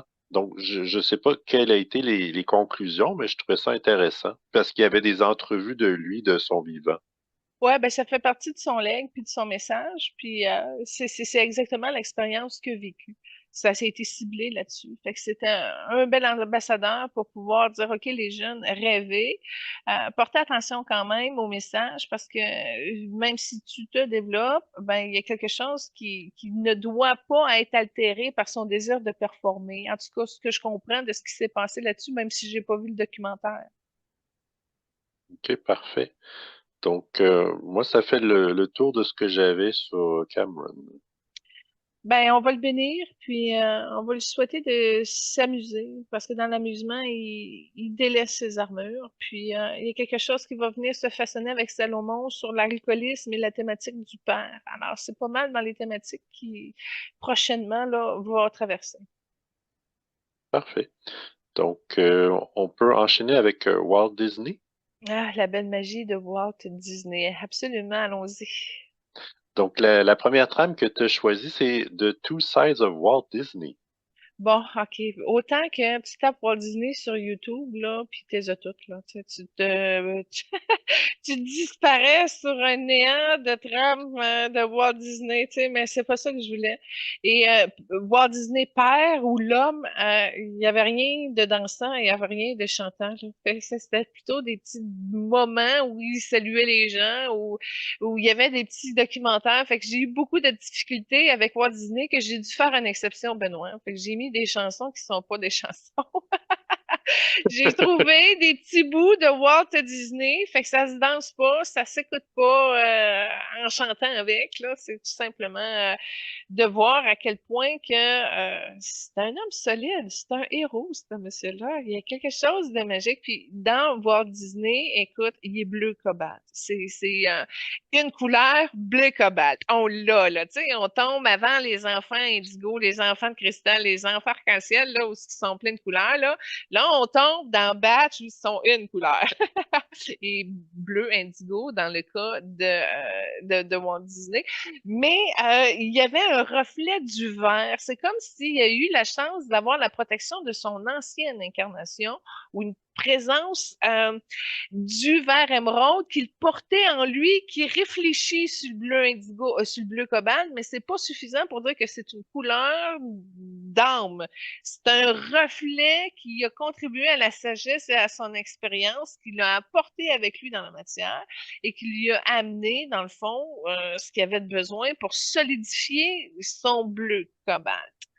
Alors, c'était très intéressant pour Walt Disney. Cela dit, je vois une femme autour de Walt Disney qui était jaune. Alors, il n'était pas nécessairement couplé avec une personne de sa famille d'âme. Puis encore là, de la manière que je vois comment c'est passé, en fait, je sais pas si ça a été sa femme. Ce que je vois, c'est qu'il a aimé une femme. Et cette femme-là était jaune, mais c'est comme si Walt avait mis de l'avant son empire. Et son empire, c'est ça qui lui procurait la joie et l'expression de ses talents, et etc. Alors, c'est pas une personne qui s'est épanouie au niveau amoureux. Qu'est-ce que tu as sur sa vie sentimentale, Benoît? Effectivement, il était marié. Il y a eu une seule femme, puis il y a eu deux filles, dont la deuxième adoptée. Euh, mais même, tout ce que j'ai vu, même au niveau du travail, il, il était plutôt distant avec les gens. Ça vient des bleus, ça c'est une particularité des bleus cobalt. En passant, sa deuxième fille, celle qui était adoptée, elle est d'une couleur orangée. Fait que déjà là, c'était pas dans les trames de la famille. Fait qu'il a pu avoir l'expérience tu sais, quand t'as un jeune qui est pas dans la même couleur que que ta trame, là, ça amène à dépasser, ça amène à toucher d'autres choses. En fait, c'est pas qu'il était inaccessible, c'est qu'il était mystérieux. C'est comme s'il se mettait sous l'angle de voir les choses. Donc, il était plutôt observateur. C'est ça qui se passait. Mais il y avait toujours l'espèce de réplique de charme, tu sais, l'espèce de superficialité qui enrobe tout, mais qui est de haut niveau. Mais en même temps, ça le confrontait à des peurs de descendre dans ce qui est vrai. C'était pas quelqu'un avec qui tu pouvais avoir une discussion de cœur à cœur. Puis là, je m'excuse, je viens de voir Charlie Chaplin qui est proche de Walt Disney. Il y a une connexion, ça a attiré l'attention de Charlie Chaplin. Mais tout ça pour dire que Walt Disney était quand même un homme secret et ce qui c'est comme l'effet du miroir. C'est ça un peu qui regardait la vie à travers ce filtre-là d'observation et ça précise juste une peur de faire face à tout ce qu'il pouvait voir. Puis il y avait besoin de ça. C'est comme un mécanisme de défense qui l'a servi pour pouvoir atteindre le degré de fantaisie, comme s'il prenait une énergie orangée puis qu'il l'amenait vers le haut. Je le vois au niveau de sa gorge, au niveau du troisième œil. Fait qu'il y a quelque chose qu'il a été capable de faire. C'est comme s'il a pris l'énergie de création, qui est très matière, hein, dans le orangé, et qui a réussi à amener ça à des niveaux plus élevés. Et c'est la particularité de Walt, c'est que ça lui a permis de pouvoir comme partir de la matière et monter en haut pour aller chercher plus de fantaisie, puis aller égayer plus les cœurs. Et lui, ce qu'il voyait, c'est que plus les enfants sont heureux, plus que l'argent rentre. Fait que Walt Disney, c'est la particularité de toutes les invités qu'on a faites, c'est le premier qui prend une énergie matière et qui l'amène en conscience à des niveaux plus élevés. Alors, il y a quelque chose qui a été épuré au niveau de la fantaisie en passant par ce chemin-là et qui a amené, dans le fond, à créer dans la matière encore plus fort parce que ça partait d'une énergie orangée. En d'autres mots, OK, la majorité des gens vont recevoir une impulsion divine et là, vont la faire descendre dans les chakras, dans les idées, puis là, ça va arriver dans la matière. Mais lui, il a fait le chemin contraire. Il est parti de l'énergie de la Terre, puis il l'a monté plus haut. Alors, moi, je trouve ça beau, puis je trouve que c'est un gros secret qu'il nous offre ce matin. Et je vais essayer sérieusement, parce que moi, je suis habituée de prendre par le haut, et etc., de descendre en bas. Mais ça m'inspire. Je vais essayer de le faire autrement avec son secret qu'il nous partage, de prendre une énergie matière puis à l'amener à les plus hauts niveaux de fantaisie et de vibration en le montant par le haut. Et c'est comme ça que la magie s'est opérée dans le cas de Walt Disney. Parfait. Je veux juste faire une parenthèse, revenir sur Charlie Chaplin. Il était fasciné par Charlie Chaplin. Il a participé à des concours d'imitation quand il était plus jeune, aussi dans des pièces de théâtre amateurs. Ils se sont rencontrés parce que j'ai vu des photos des deux côte à côte, donc j'imagine il y avait un lien entre les deux. Ah, il est encore là, ce lien-là. Puis c'est drôle, hein, parce que tu as été capable de faire à l'avance des recherches avec Charlie Chaplin. Ben, tu as eu le in de Charlie Chaplin, c'est pas pour rien. Fait que c'est une surprise qu'il nous fait, mais en même temps, il était comme un peu préparé, puis Flank, t'avais déjà de l'information. Écoute, c'est sublime, c'est de toute beauté. Puis non seulement ça, mais ce qu'on me dit, c'est que Charlie Chaplin a été approché un petit peu à la Mickey Mouse. C'est comme si Walt avait eu comme de l'inspiration de Charlie Chaplin qui a transposé dans le personnage de Mickey Mouse.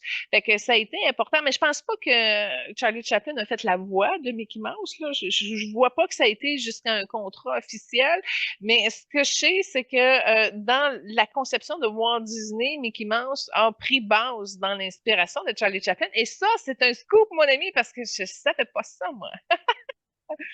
C'est révélé, Charlie Chaplin a inspiré Mickey Mouse. C'est intéressant.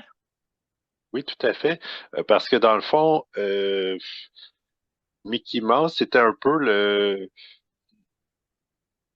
la personne, il représentait le peuple dans ce qui était accessible. Il était jamais, c'était un héros, mais dans le fond, un héros du peuple qui va jamais accomplir de grandes choses, mais qui se débrouillait toujours à accomplir ce qui se devait, puis un peu comme Charlie Chaplin. Ah, c'est inspirant. Ça prend par le cœur. Fait que ça, c'est le fun, ça, on le savait pas. Mais ce que Ward dit, c'est que c'était important que ce soit implanté en Floride, son affaire. Il y a quelque chose que c'est un choix très véritable de s'installer là. Et ça a manifesté, ce choix-là, une énergie beau jaune avec des petites particules dorées. Alors, c'est vrai, c'était vraiment un choix de lumière qu'il a fait en installant sa base au niveau de la Floride. Pourquoi la Floride, ça, je sais pas, mais c'est vraiment un choix très important qui relève dans le fond de la lumière parce qu'il s'est positionné là où c'était le meilleur choix pour lui. Fait que déjà là, il y a une condition de réussite qui est avancée justement à cause de la synchronicité de son mouvement créateur. Puis non seulement ça, mais ça a multiplié les recettes de la Floride en général. Y a-tu un lien? Y est-tu né de là? Pourquoi la Floride? As-tu quoi là-dessus? Euh, Bonne question. En fait, je suis pas certain de son choix de la Floride comme tel. Je sais qu'il a fait plusieurs recherches, mais il a beaucoup voyagé à travers les États-Unis. Euh, Pendant la Première Guerre mondiale, il a travaillé comme vendeur dans un train qui circulait à travers les États-Unis. Il a aussi travaillé comme ambulancier de la Croix-Rouge, mais en France. Puis c'est à travers ses voyages en train aux États-Unis et en France qu'il y a eu plusieurs idées de qui plus tard vont être des sujets d'animation. Donc, il s'est inspiré de ses voyages, puis il s'est beaucoup inspiré des livres d'histoire pour enfants pour ses Ouvrir son films. monde. Ouvrir Oui, son monde. absolument. Dans le fond, euh, il était fasciné par la découverte du monde entier. Puis, dès sa jeunesse, il découvrait, par exemple, les animaux à la campagne. Puis dans ses voyages en France, j'ai lu qu'il s'était inspiré, entre autres, de différentes architectures de bâtiments pour créer son monde imaginaire. Puis, il était obsédé aussi par les nouvelles technologies. Ça a été le premier à faire un film d'animation avec son, aussi en 3D. Donc, il était un génie et innovateur dans le divertissement familial. Puis, il a dit que Disneyland, il voulait que ça soit l'endroit le plus merveilleux sur Terre. Bon, quand tu as parlé que, il était en France, OK, il était pas bien dans cette situation-là. On voit que ses chakras arrière sont fermés. Il y avait une grosse spot rouge au niveau du chakra du cœur. Son plexus était carrément déphasé.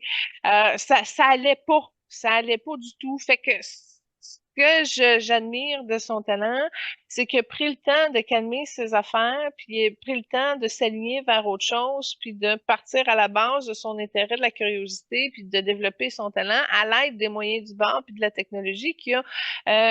Moi, ce que je vois, c'est qu'il a donné un gros spin. Ça crée une grosse spirale qui est venue déterminer l'art du cinéma, entre autres. Donc, d'où le pourquoi qui était très proche de Charlie Chaplin aussi par le fait même. même.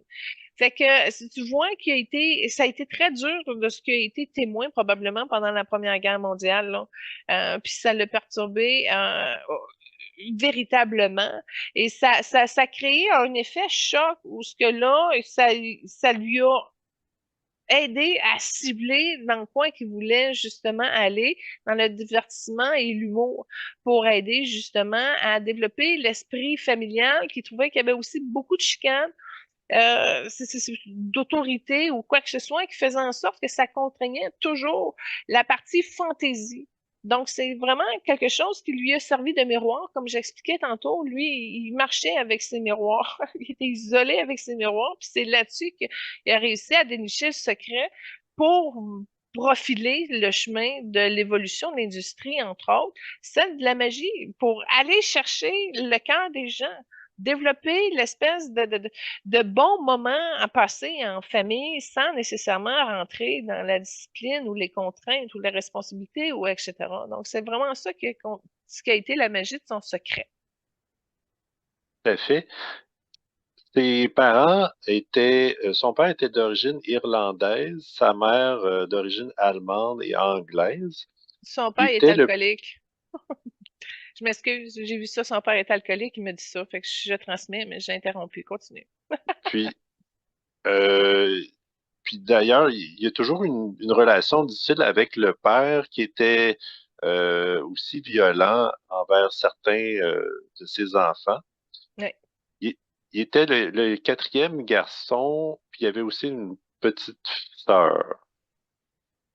C'est ça, je te dis, la discipline dans le cadre familial, il savait que ça amenait une fermeture. Pourquoi? Ben, il l'a vécu, tout simplement. Fait que c'est un petit Mhm. peu la magie du secret de pouvoir amener le père dans un autre cadre rigide, là, autre que la rigidité de la discipline. Puis c'est ça, son père, il avait de l'alcool et tout. Fait que c'est pas un secret, c'est quelque chose qu'il veut se débarrasser. En passant, elle s'est pris dans sa gorge. Je sais pas passé illuminé, hein, il y a encore des espaces là-dessus. Mais je veux juste te dire il est incarné dans une nouvelle incarnation depuis 1986. Il est mort Wow. en quelle année? 66. Ah, ça y a pris 20 ans pour revenir. Il est en petite fille puis il porte du rose. Ben là, il doit être une grande femme, là, 86. Fait qu'il y a un quart de fille, puis là, il expérimente une âme avec plus de rose. Mais le problème, c'est que la partie Walt Disney est très forte encore en énergie. Elle est plus forte même que la fille qu'il porte dans cette incarnation aussi.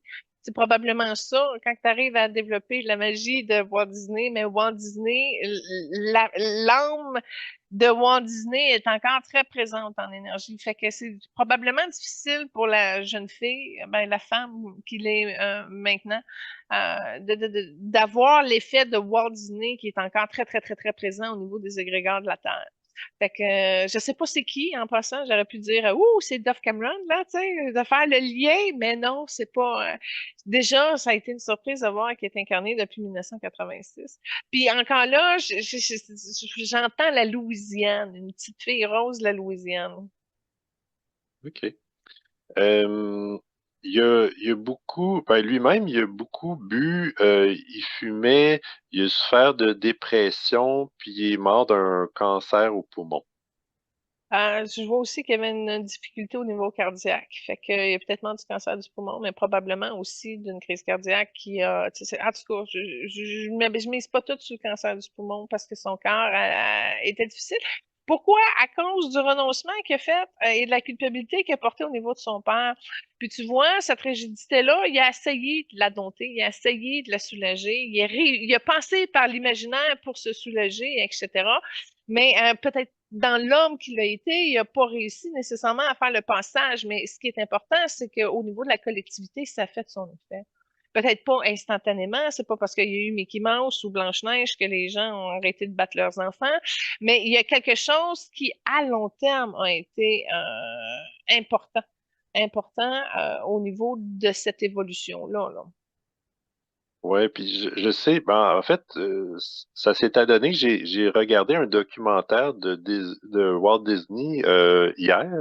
Ah, Donc, j'ai eu certains scoops, dont la photo avec Charlie Chaplin, mais il a dit qu'il n'a jamais eu l'approbation de son père, puis même avec quand Disneyland a ouvert ses portes, ça a l'air, son père il a dit oui, c'est bien beau, mais si jamais ça fonctionne pas, ben tu vas avoir tout perdu. Quelque Ouais, chose du genre. moi, quand tu as dit son père, avant que tu dises ta phrase, ce que j'ai vu, c'était l'insécurité du marché. Fait que c'était Mhm. pas, son père a été accroché sur l'insécurité du marché, puis a sorti ça, là. Mais c'est pas grave, ce que ça a fait, c'est que ça a sorti de l'énergie de rébellion de Walt, puis se garde, je vais continuer à faire mes affaires, puis je vais m'ostiner, là, t'as pas d'affaires là-dedans, toi, puis garde, si t'es déçu, ça m'appartient pas, tu sais. Mais son père, ce que je vois, qui était orangé et vert un peu, vert dans le sens, c'est comme de l'énergie stricte qui a cristallisé, c'est pas une énergie vert de l'âme, là. Euh, mais ce que je vois, c'est que dans l'énergie de son père, lui aussi est décédé d'une crise cardiaque. Fait que c'est vraiment quelque chose qu'il y a. Mais quand je regarde l'énergie de sa femme puis de ses deux enfants, là, ils ont eu de la misère à aller chercher un Walt agréable parce qu'il était un modèle isolé, beaucoup dans la réflexion, l'observation, puis dans ses miroirs. Donc, c'est pas facile d'arriver à une communication de cœur à cœur, mais c'est important qu'elle soit là parce que c'est comme si ça lui a amené les idées de base pour pouvoir créer plus loin, plus haut, puis monter son château. Fait que, il a pris le temps de placer ses cartes essentielles pour sa mission. Puis comment il a fait? Il a utilisé son intuition et par son intuition, il a réussi à se brancher davantage sur la grille des miracles qu'il portait, qu'on a tous, mais lui, il a réussi à l'activer pleinement. Puis tu vois que sa grille de miracles, il y a un beau jet de lumière divine qui passe dedans. Fait que c'est pas tout illuminé, mais l'espace qu'il a créé a été nécessaire pour pouvoir aller au fond du potentiel de l'entreprise qu'il a apporté.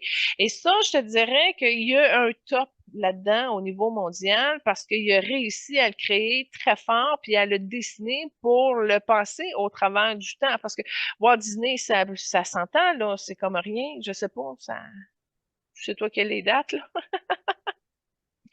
Ben, c'est-à-dire, ouais, si on veut, parce que il a commencé ses films il y a à peu près une centaine d'années. C'est ça. Fait que non seulement ça, mais si je regarde dans 200-300 ans, Walt Disney est encore activé sa grille de miracles puis produit encore. Il a réussi à développer une entreprise qui est à l'abri de l'échec. Tu vois-tu, l'insécurité du marché, ça partie là, là. Puis là, ça va continuer, puis ça va continuer à prospérer. Pourquoi? Parce que c'est qu'il y a toute une équipe en arrière de ça qui a réussi à conduire le filon. C'est une couture qui a été tramée à travers les générations pour réussir à innover, à être à la pointe des technologies, etc., puis toujours se pousser plus loin. Écoute, c'est un gros engrenage, là, cette machine-là. Oui, tout à fait. Puis c'est d'ailleurs ce qui était impressionnant, c'est qu'il a été chercher les meilleurs dans toutes les spécialisations euh, pour avoir le meilleur produit. Puis que avant, quand il était à ses premiers pas pour l'entreprise, il- c'était la dépression, puis il était toujours à court de financement, puis il devait toujours vendre sa salade constamment pour pouvoir pondre différents projets. Puis ça a été pénible, mais il a réussi finalement. Puis d'ailleurs, son frère Roy, il a été un associé très utile, très bénéfique. Il était non seulement un associé, son frère était gestionnaire, on pourrait dire, tandis que Walt était le visionnaire. Ouais, Donc, il y attends un avait peu. oui, Excuse-moi. Il était dans le développement des affaires, son frère. C'était carrément ça, puis son frère, c'est une homme jaune. Fait que lui, il était vraiment spécialisé dans le développement de ses affaires, puis il a quand même amené un angle important d'ouverture. Puis à la fin, c'est comme l'énergie jaune a passé dans le mauve un peu. Fait qu'il a vraiment réussi à être bien centré, son frère, pour l'amener du jaune au mauve. Alors ça, c'est vraiment un tour de force. On peut dire que son frère a contribué fortement au succès. Excuse-moi de l'interruption. Continue. non, c'est parfait. Puis, euh, quand, quand Walt est décédé, son frère a pris la relève. Par contre, lui-même, il est mort pas longtemps Pas longtemps après. après. Oui, mais c'est ça, j'ai vu. Puis, Euh, ben évidemment, il y avait toute une équipe déjà en place pour la suite, là, mais euh, une autre chose à être, ben, on parlait de Los Angeles plus tôt dans l'émission, puis c'est là qu'à Hollywood, évidemment, qu'il y a eu ses succès au cinéma. Puis un autre fait intéressant, Arnold Schwarzenegger, il a intronisé Walt au temple de la renommée de la Californie pendant son mandat de gouverneur. C'est ça, il aurait fallu que ça soit fait avant. Tant mieux si ça a pris un Arnold pour le reconnaître, là. Mais tu vois, quand tu as parlé d'Arnold, c'était une énergie rouge avec une énergie jaune. Fait que c'est deux énergies qui ont contribué à amener ça dans la matière. Puis le rouge, c'est une énergie de base, hein. Fait que ça a été très important. Ça a été pour l'amener dans la matière dans un premier temps. Puis tu vois, le jaune après amène la connaissance et euh, la mémoire, la trace Puis ça, c'est important qu'il l'ait fait, puis non seulement ça, mais il y a quelqu'un qui va le faire pour Arnold. C'est pas déjà fait déjà. C'est parfait. Dans le documentaire que j'ai écouté, ça disait que pas mal tout était contrôlé dans sa vie, tout était mesuré, tout était contrôlé, mais est-ce que à ce moment-là, Walt lui-même se sentait en quelque sorte pris, n'ayant pas tellement de liberté? Non. La précision du détail était un élément important parce que chaque attention que tu portais au détail contribuait au miracle, puis c'est là-dessus qu'il a fait sa toile d'araignée de lumière. OK, parfait. Euh, Ça fait partie de la création, c'est l'artiste qui trame sa toile, là. mhm. Écoute, moi, ce que je peux te dire en terminant sur Walt Disney, c'est qu'il y a quand même une petite mélodie en arrière où ce qui se dandine un petit peu, puis tu sais, fait qu'il suit le rythme, il est joyeux, il est bien vivant dans le sens que il est heureux. C'est pas une âme qui est torturée, puis à cause de ça, tu vois, il a réussi à aller travailler maintenant ce qui manquait, c'est-à-dire de la souplesse, l'ouverture, l'énergie féminine, l'amour inconditionnel. Il continue, dans le fond, maintenant sur l'influence de la mère qu'il a eue en étant Walt. Là, c'est comme s'il s'autorise à rentrer dans une autre énergie de son expérimentation qui va l'amener plus loin à définir son évolution puis son bonheur. Puis là, écoute, Jackie Kennedy vient d'arriver. Et elle va accompagner la jeune femme Walt Disney incarnée depuis 86 pour aller chercher des dimensions supérieures dans le secret de la femme qui a une popularité, mais en même temps qui n'est pas de premier plan parce que là, elle n'est plus Walt Disney, cette jeune femme-là. Donc, il y a quelque chose, Jackie va venir l'aider comme à venir supporter l'espèce de contrebalan que Walt laisse encore dans son plan d'expérience sur Terre. Fait qu'il y a quelque chose qui va s'alchimiser pour aider la jeune femme de Walt Disney qui est maintenant là, dans le rose à un autre niveau. Fait que ça aussi, c'est une surprise. Je m'attendais pas à voir Jackie Kennedy là-dessus, mais c'est exactement dans le genre de mission qu'elle peut l'aider. Puis en même temps, elle va vider de sa tristesse. Fait que c'est un bon échange qui s'est placé là-dessus. Et salutations de la part de Charlie Chaplin, qui est encore très heureux de venir. Écoute, je le vois, il me fait des espèces de scènes de cinéma muet encore devant. Fait que j'ai de la misère à me concentrer un peu parce que c'est beau. Fait que ça fait me perturber parce que là, je suis en train de vous parler. Mais c'est ça. Fait que Walt est radieux, a une chance inestimable. Il a travaillé beaucoup la soumission. Il a travaillé beaucoup un karma en lien avec l'argent, des dettes de jeu aussi. Puis en même temps, il a réussi à monter ça de façon à ce que ce soit prolérifique. Alors, moi, je trouve ça très inspirant et amusant. Et écoute, il y a une belle énergie de création. Si à un moment donné, vous manquez de création, appelez ce type de guide-là pour que justement, ça prenne de l'énergie dans la matière et ça le monte à des plus hauts niveaux vers le haut. Ne serait-ce que d'amener l'aspect visionnaire jusqu'à votre troisième œil. Mais dans le cas de Walt, si je regarde son troisième œil qu'il avait avait à l'époque ne correspond pas à la beauté des troisième œils que l'on connaît aujourd'hui avec un magnifique chakra. C'était un visionnaire, mais qui était au niveau de son plan. Alors, c'est pas de la vision pure, c'est de la vision rationnelle, d'avoir une compréhension logique de ce qui se passe. Fait que c'est comme ça qu'il a réussi à le développer puis à rassembler l'argent qu'il avait besoin pour son plan. Alors ça aussi, si on veut y aller de façon pragmatique, de plan par plan, de planche par planche, ben Walt, c'est un beau sujet pour construire un empire.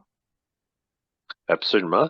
Puis, comme deuxième trame, tu avais choisi, dans le fond, c'est son dernier extrait télévisé avant sa mort, qui Ouais, s'intitule Evening with Walt Disney. voilà. Fait que j'ai trouvé que c'était son legs d'héritage. Puis comme j'ai dit, j'ai fait exception, c'est pas de la chanson, mais en tout cas, tu vois qu'il y a une belle volonté de suivre sa voix. Puis ben, de le capter dans ce moment-là, ben, je trouvais que c'était un beau leg. Alors, je vous le transmets, même si c'est pas musical. J'étais pas pour le mentionner, mais comme tu as mentionné Jackie Kennedy, j'ai vu que la veille de l'ouverture de Disneyland, il survolait en hélicoptère l'endroit, puis c'est à ce moment-là qu'il a appris le décès de JFK. Puis en théorie, il aurait dû retarder l'ouverture de Disneyland, mais il a décidé d'y aller de l'avant malgré tout. Mais j'ai eu des frissons partout, bord en bord. C'est sérieux. Je comprenais pas pourquoi Jackie était venu, puis je l'ai compris. En passant, il n'y en veut pas, puis il a bien fait de l'ouvrir. Puis ce que je comprends, c'est qu'elle s'est sentie accompagnée et soulagée quand même de sa tristesse. C'est comme Walt a exaucé un de ses vœux. Il y a quelque chose qui s'est popé, puis ça a ouvert le cœur de Jackie, puis ça lui a donné un cadeau. Fait qu'elle est sans rancune du tout par rapport à ça. C'est sûr que Walt a été perturbé par l'assassinat du John F., mais ce que je vois, c'est que le plan était déjà prêt, fait qu'il n'y a pas eu de changement de plan, puis ça aurait empiré sa sortie s'il avait attendu justement que la ballonne passe. Fait que, il a fait quelque chose peut-être de controversé en l'ouvrant pareil, mais c'était la chose à faire, c'était le plus gros potentiel de lumière, sinon il aurait changé la trajectoire et il y aurait eu beaucoup plus de difficultés. Ah, OK? je trouve ça tellement beau. Là, en ce moment, là, depuis que Jackie est là, il y a beaucoup de jaune, beaucoup de rose, beaucoup de blanc, beaucoup de vert. Fait que, il est comme dans une période de réconciliation intérieure. Puis oui, ça agissait Jackie Kennedy sur la jeune femme, mais ce que je vois, c'est que c'est Walt, la partie Walt en ce moment, qui bénéficie de ces quatre couleurs-là. Fait qu'on dirait que ça joue sur les deux plans en même temps. C'est magnifique. Ça aide, c'est une énergie. Si vous voulez réconcilier votre petite fille intérieure, ben là, avec l'aide de Jackie, de ses rayons et de Walt, ben profitez-en de la vague aussi pour vous amener à l'épanouissement de votre cœur en réconciliant votre petite fille intérieure. Voilà. Parfait. Je vais juste terminer avec certains hommages et réalisations. Ces films ont gagné 22 Oscars. Il a été nommé Excuse-moi, chevalier. excuse-moi, excuse-moi. C'est film à lui pendant son incarnation ou le Walt Disney en général jusqu'à ce jour? Euh, J'aurais tendance à OK. dire pendant de son vivant. Ouais, OK, on va cibler là-dessus, c'est bon. Euh, il a été nommé officier et chevalier de la Légion d'honneur. Évidemment, il a établi la marque Walt Disney. Il a établi son empire autant dans les médias que au niveau cinématographique que loisirs dans les parcs d'attractions. Puis, je ne sais pas si on dit à combien à travers le monde, mais il en chiffre quand même plusieurs là, maintenant. Ouais, ouais. Ah Donc, oui, c'est remarquable, là. Il a monté un empire mondial, là. Tout le monde a vu un film de Walt Disney, sa planète, là. C'est ça comme rien. tout à fait. Incroyable. Puis, Oui.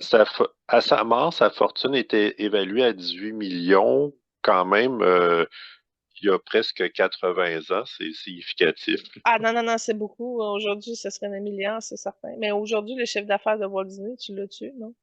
Euh, OK, Non, c'est je pas l'ai grave. pas à ce jour. Ouais, mais c'est parce que t'as le bonhomme puis t'as l'industrie, tu sais, Ouais, c'était c'est plus ça. dans ce niveau-là. Non, mais le bonhomme, déjà, 60 ans avant d'arriver à ce chiffre-là, c'était quelque chose, là. Tu sais, Mhm. c'était 500 le livre de beurre, là. Ouais. Exact. En tout cas, il est heureux, il vous bénit. Moi, je rajoute, soyez en paix. Et puis, j'ai comme l'impression qu'il va rester. Je vais avoir un retour avec Walt Disney parce que l'émission nous a rapprochés énormément. Fait que j'ai hâte de voir comment ça va se profiler avec le temps. Parfait. Ben, merci de nous avoir fait découvrir, en tout cas à moi, des plus jeunes qui œuvrent dans le domaine de Disney. Puis je suis content aussi d'avoir évidemment pu en savoir plus sur Walt Disney lui-même. Ouais. Merci à toi pour la belle émission. Merci aux auditeurs, auditrices d'être au rendez-vous, puis à l'équipe Focus d'y participer. Ben, tu sais, Benoît, il y a tellement de sujets au Walt Disney. On pourrait faire une demi-saison de juste des vedettes qui ont joué dans des films Walt Disney. Puis moi, j'aimerais bien ça. Ce serait facile pour des trames sonores. Mais c'est ça, on a ouvert un créneau ici qu'on pourrait étirer pendant 6 mois sans problème parce qu'ils sont très talentueux, ceux qui jouent là-dedans, tu sais, que ça passe de la réalisation aux chorégraphies, aux chansons, aux rédactions de texte aussi, ou ça. Écoute, ils ont des séries, ils ont des films, ils ont tout. Fait que juste ça, c'est très inspirant d'ouvrir un créneau. Tout à fait. Soyez bénis, passez une belle semaine. Et la semaine prochaine, on a un autre spécial, c'est-à-dire choix de Lynn Gagné, qui est une recherchiste. On lui fait plaisir. On fait ses deux vedettes préférées. Tout à fait. À la prochaine.